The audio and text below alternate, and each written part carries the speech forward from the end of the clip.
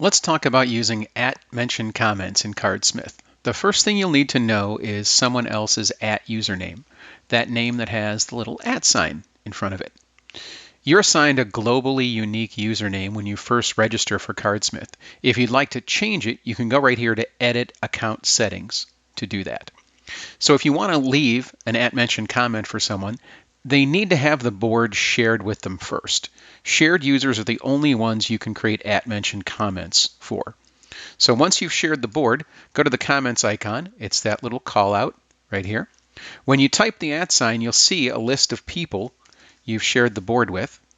As you type, you can even hit the tab key or click on the name as it shows up, and Cardsmith will auto-complete that name for you, and then you can just leave your comment. What if someone leaves an @mention comment for you? How do you know it's there?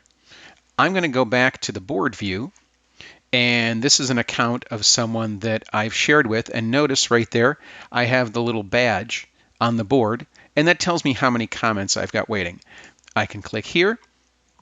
I see the badge up there as well, and I can start interacting with the team right from here.